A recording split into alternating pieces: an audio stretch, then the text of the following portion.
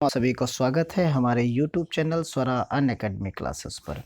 जैसा कि आप देख रहे हैं कि क्लास 9th की एनसीईआरटी है, पॉलिनोमियल्स चैप्टर है और इसकी एक्सरसाइज चल रही है 2.1। इसका सेकंड पार्ट है। आइए सॉल्व करते हैं। थ्योरी हमने फर्स्ट वीडियो में पढ़ ली है और एक क्वेश्चन भी सॉल्व कर लिया था। अब यहाँ हम सॉल्व करेंगे अगले क्वेश्चंस और विधिवत एक एक क्वेश्चंस को सॉल्व करेंगे, चाहे वो रिपीट हो रहा हो या सेम मेथड लग रहा हो, लेकिन उसे हम सॉल्व करेंगे क्योंकि जितनी ज़्यादा हम प्रैक्टिस करेंगे उतना ही ज़्यादा बेहतर हमें रिस्पॉन्स मिलेगा। तो यहाँ हम उतना ही एक्सप्लेन करेंगे और उतनी ही प्रैक्टिस करेंगे, यानी मैक्सिमम से मैक्सिमम की तरफ। तो आइए चलते हैं, पहला क्वेश्चन डिस्कस करते हैं। अगर आपको ये वीडियो अच्छा लग रहा है तो आप लाइक करिए, शेयर करिए, कमेंट बॉक्स में कमेंट करिए और अपने दोस्तों तक इसे ज़रूर पहुंचाइए। चैनल को सब्सक्राइब करना ना भूलें।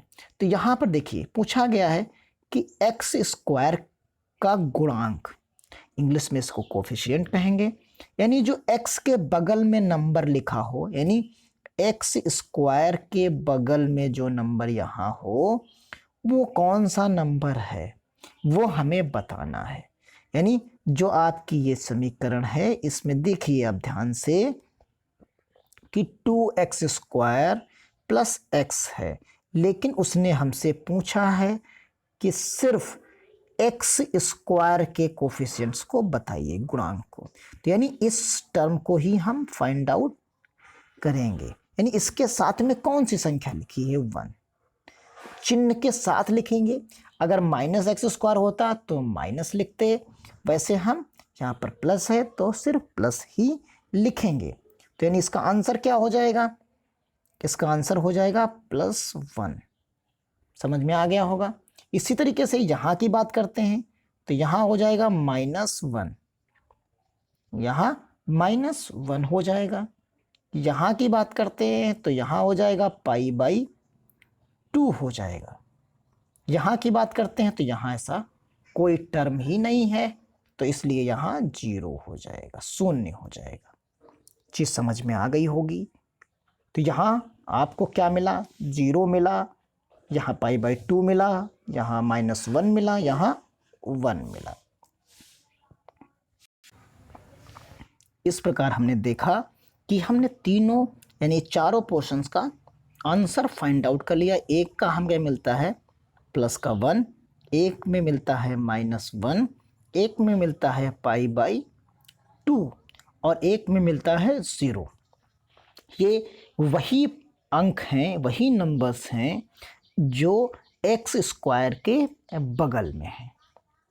समझ में आ गया होगा कि हम गुणांक किसे कहते हैं, और या इंग्लिश में कोफिशिएंट कहेंगे कि एक्स स्क्वायर का कोफिशिएंट क्या है। तो ये चीज़ यहाँ पर आपको मिल गई होगी और आप समझ भी गए होंगे।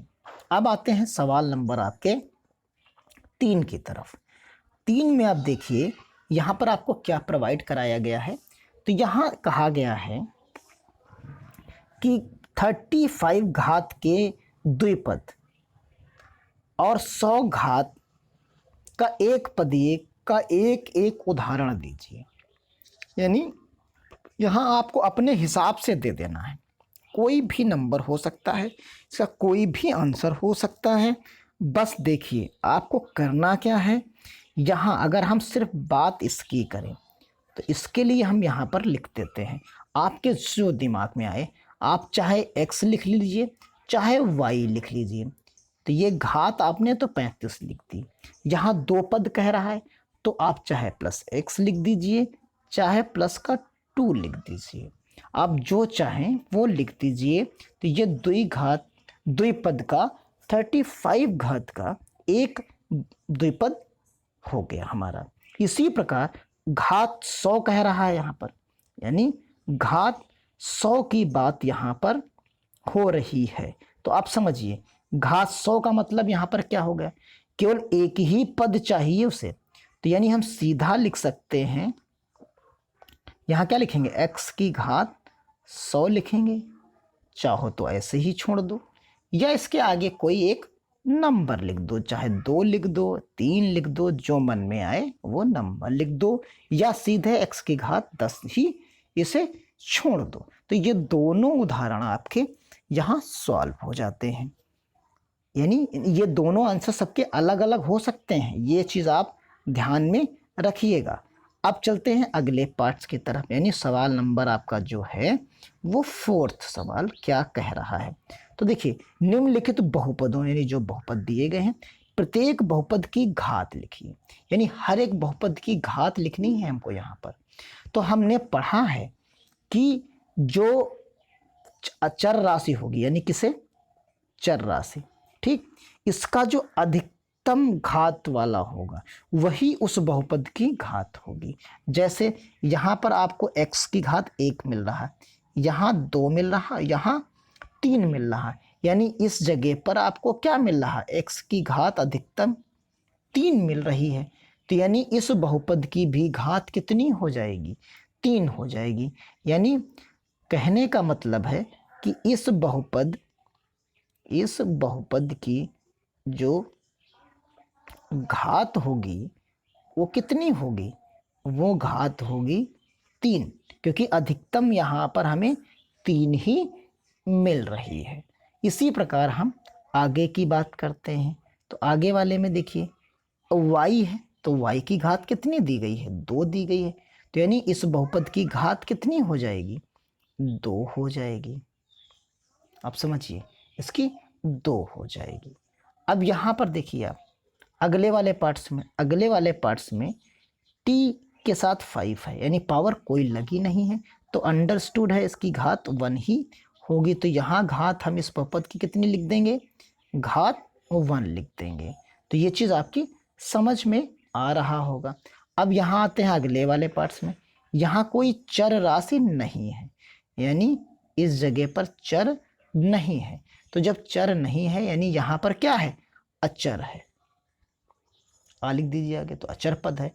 तो इस स्थिति में 3x की घात 0 ही तो होगा कुछ। तो यानी यहाँ कहने का मतलब क्या हो गया कि घात क्या होगी, 0 होगी। तो ये चीज़ भी आपकी समझ में आ गई होगी। अब आइए चलते हैं अपने सवाल नंबर 5 की तरफ। सवाल नंबर 5 में आपको क्या है देख सकते हैं। यहाँ उसने कहा है बताइए निम्नलिखित बहुपदों, यानी जो बहुपद नीचे दिए गए हैं, कौन कौन से बहुपद रेखीय बहुपद हैं और कौन कौन से द्विघातीय हैं और कौन कौन से त्रिघाती हैं।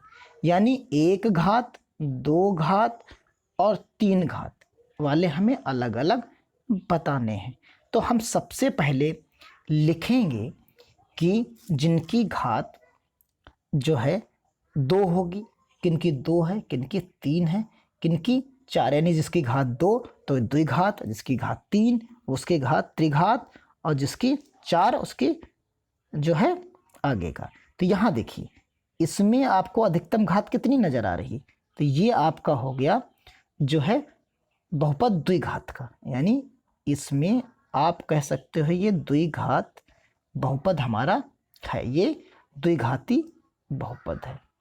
द्विघाती बहुपद की यहाँ पर बात हो गई। क्यों हो गई, क्योंकि इसकी घात कितनी है, इसकी घात है 2। चीज़ समझ में आ गई होगी।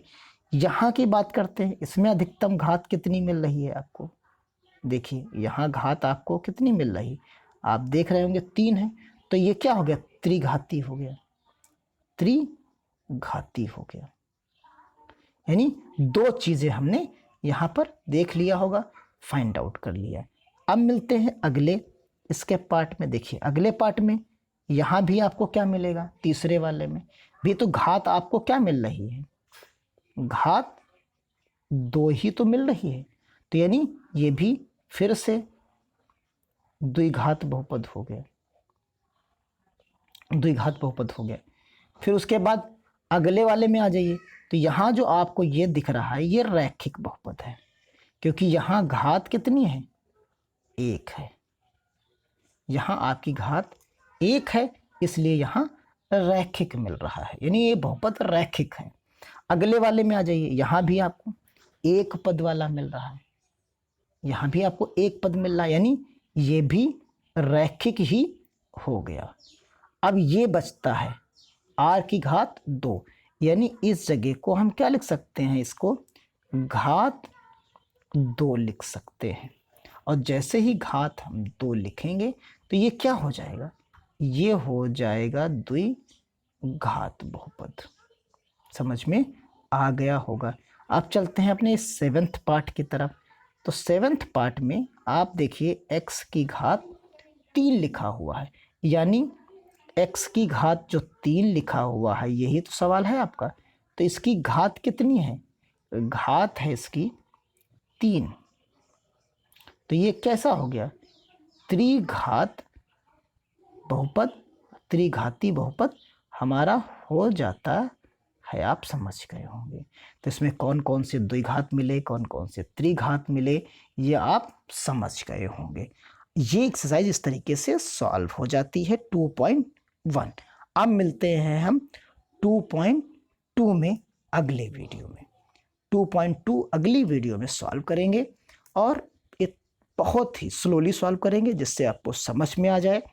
और आप इसको बार बार भी देख सकते हैं, अपने दोस्तों को भेजिए और सब्सक्राइब करिए, लाइक करिए। धन्यवाद। जय हिंद, जय भारत।